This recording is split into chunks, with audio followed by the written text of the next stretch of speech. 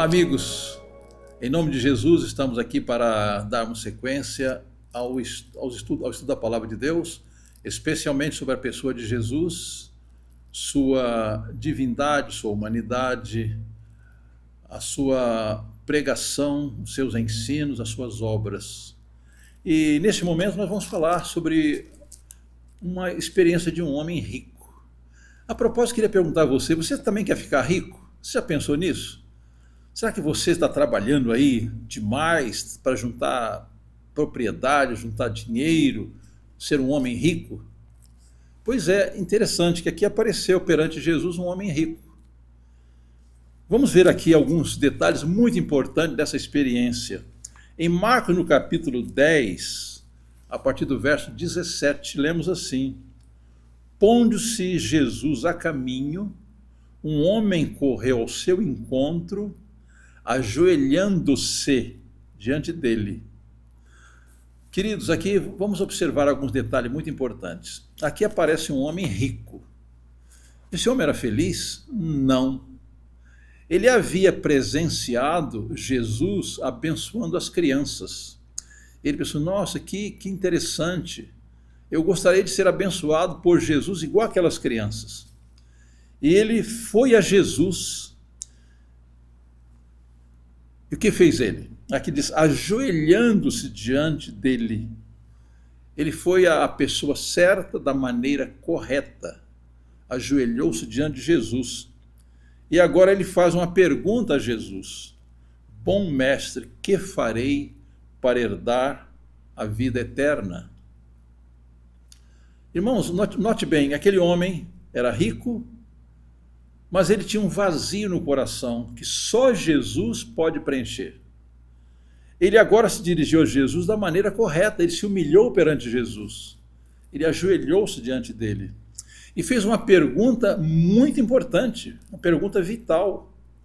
Que farei para herdar a vida eterna? Jesus respondeu, por que você me chama de bom? Ninguém é bom a não ser um, que é Deus. Por que Jesus falou assim, só Deus é bom? E por que ele falou assim, por que você me chama de bom? Jesus queria saber se aquele jovem estava se dirigindo a Jesus como mestre ou como Deus. E Jesus diz assim, você conhece os mandamentos. Não mate, não cometa adultério, não furte, não dê falso testemunho, não defraude ninguém, e honre o teu pai e a tua mãe. Vocês observaram que Jesus mencionou aqui só os mandamentos da segunda tábua? Jesus não falou assim, olha, guarda o sábado, ou não tome o nome do teu Deus em vão, não falou isso. Por quê? Os judeus, eles professavam guardar os 4 primeiros mandamentos, mas desprezavam os 6. Por isso que Jesus falou dos 6, não dos 4. Bem, quando Jesus mencionou os 6 mandamentos, não mate, não cometa adultério, não furte, não dê falso testemunho, não defraude ninguém, honre teu pai e tua mãe, o que o homem disse? Mestre, tudo isso tenho guardado desde a minha juventude. O que disse aquele homem? Senhor, eu guardo todos os mandamentos. Vamos ver, será que guardava mesmo? Irmãos, aqui eu acho muito interessante a expressão de Marcos, nesse capítulo 10, verso 21. Diz assim, Jesus olhando para ele com amor, disse. Outra versão diz assim, Jesus olhando para ele o amou. Não é muito bonito isso, queridos? Jesus nos ama.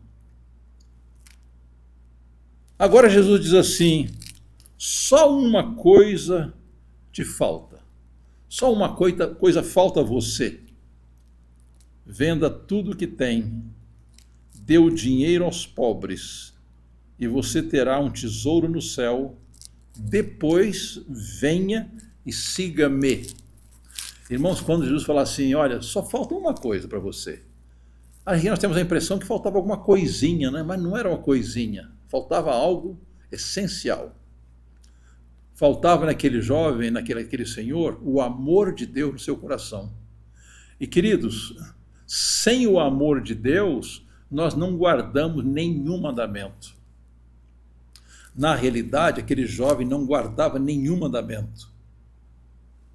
Qual foi a reação quando Jesus tocou no seu ídolo? Qual era o ídolo daquele jovem? A sua riqueza. Jesus falou assim, olha, só te falta uma coisa. Vá, venda tudo que tem, dê o dinheiro aos pobres e você terá um tesouro no céu. Queridos, qual foi a reação daquele homem quando Jesus tocou no seu ídolo, tocou no seu dinheiro, tocou na sua riqueza? Verso 22 diz assim, ele, porém, contrariado com esta palavra, retirou-se triste, porque era dono de muitas propriedades. Queridos, aqui nós temos várias lições. Aquele senhor era rico, era uma pessoa de boa aparência, era uma pessoa de muito dinheiro, muitas propriedades, ele ocupava uma posição no sinédrio, era aquela pessoa que tinha quase tudo que o ser humano cobiça. Poder, dinheiro, saúde, tudo isso. Só que ele tinha um coração vazio. E um grande escritor russo falou assim, o ser humano tem um vazio em forma de Deus. Ele tem um vazio que só Deus pode preencher. E aqui parece que é uma ironia, né? Diz assim, ele retirou-se triste porque era muito rico. E tem tanta gente procurando alegria, procurando felicidade nas riquezas. Aquele homem tinha tudo o que queria, menos Jesus. Bem, queridos, agora Jesus olha para os discípulos e para o povo que estava presente e diz assim, como é difícil para os que têm riquezas entrar no reino de Deus. Irmãos, existia uma ideia naquele tempo que a pessoa rica, ela é muito abençoada, então ela está muito mais perto da salvação. Mas Jesus diz diferente. Ele diz assim, como é difícil para os que têm riquezas entrar no reino de Deus. Verso 24 diz que os discípulos ficaram chocados com isso. Eles pensaram assim, poxa, se o rico não consegue entrar no reino de Deus, e nós que somos pobres, o que sobra para nós, né? E agora Jesus ele deu ênfase à sua declaração, dizendo assim, filhos, como é difícil entrar no reino de Deus. E olha a ilustração que Jesus usa aqui. É mais fácil um camelo passar pelo fundo de uma agulha do que um rico entrar no reino de Deus. Aqui Jesus ele levou o assunto para uma ênfase muito forte. O que é um camelo? O camelo é um animal gigantesco, é um enorme animal. E o que é fundo de uma agulha? Fundo de agulha é uma cavidade quase invisível. E Jesus falou assim, é mais fácil um camelo passar pelo fundo de uma agulha do que um rico entrar no reino de Deus. O que Jesus está falando aqui? Não é difícil a pessoa se salvar, é impossível a pessoa se salvar. Irmãos, na Idade Média inventaram uma história de que aquele fundo de agulha não era um fundo de agulha literal, Jesus estava dizendo outra coisa, estava dizendo de uma porta em Jerusalém que ela ficava aberta para a noite, e para que o camelo entrasse ali, ele tinha de se torcer todo, mas entrava. Mas não, isso aqui é uma história inventada. Jesus estava falando realmente do camelo literal, de fundo de uma agulha literal. Quer dizer, ele está falando da impossibilidade de o homem se salvar a si mesmo. Nós não podemos nos salvar. E agora o verso 26, os discípulos ficaram admirados, dizendo entre si, sendo assim, quem pode ser salvo? Queridos, aqui está uma verdade que eu gostaria que levássemos para casa hoje. Eu posso me salvar? Não. Você pode se salvar? Não. Qual foi a resposta de Jesus? Jesus, olhando para eles, disse: para os seres humanos é impossível, contudo, não para Deus, porque para Deus tudo é possível. Vocês chegaram a perceber o que nós estamos falando aqui? A salvação, para eu alcançá-la com o meu esforço, com a minha obediência, com a minha luta, é impossível. Eu não posso me salvar. Mas, maravilhosa verdade, eu posso ser salvo. Jesus diz assim: para os seres humanos é impossível se salvar. Contudo, não para Deus, porque para Deus tudo é possível. Queridos amigos, Jesus pode me salvar. Ele pode te salvar. Qual é a condição para ser salvo? Em Atos 17, nós encontramos aquele homem que era carcereiro na cidade de Filipos. E aquele homem, ele açoitou os apóstolos, maltratou os apóstolos. E agora, aliás, verso de capítulo 16, ele ficou admirado quando houve um terremoto, a prisão se abriu, e os apóstolos, em lugar de fugir, ficaram todos ali.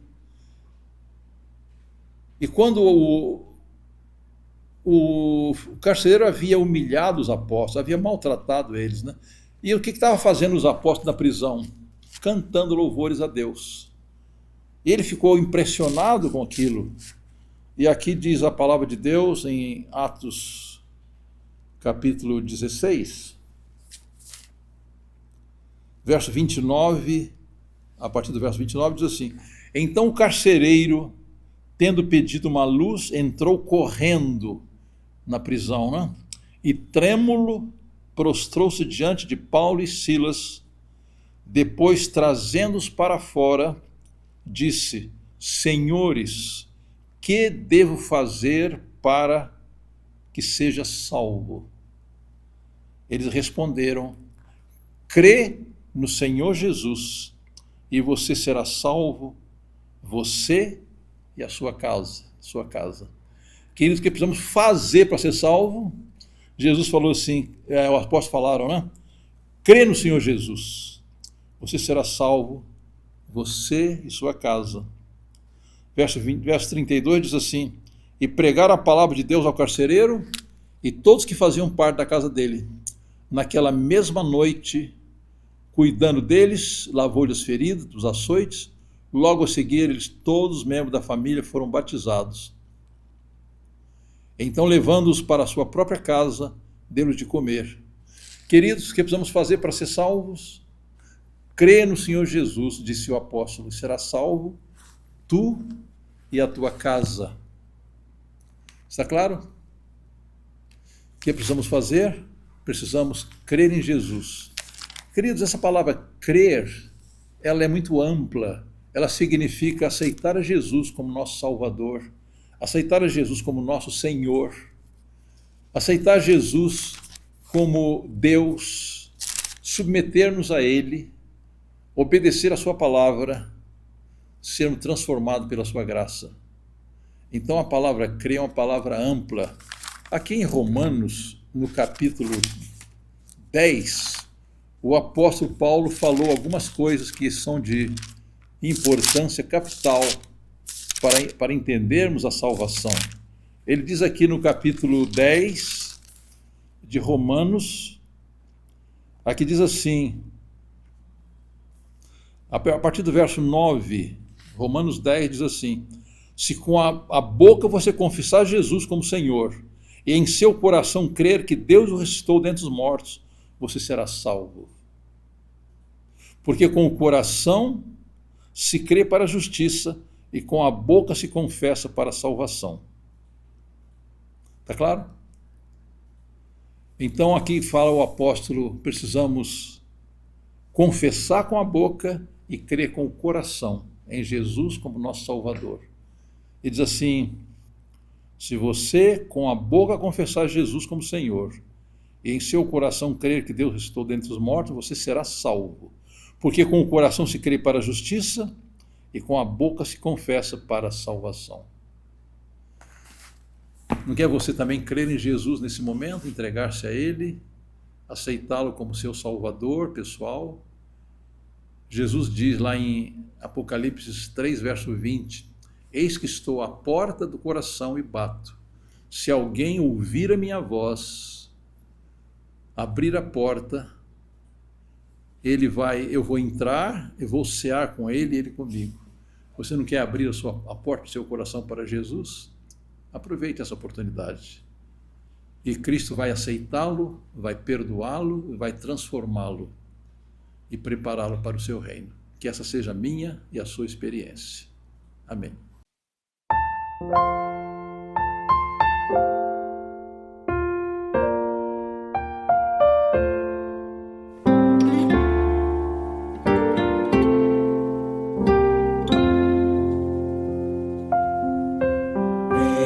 Preciosa graça que salvou para assim como eu,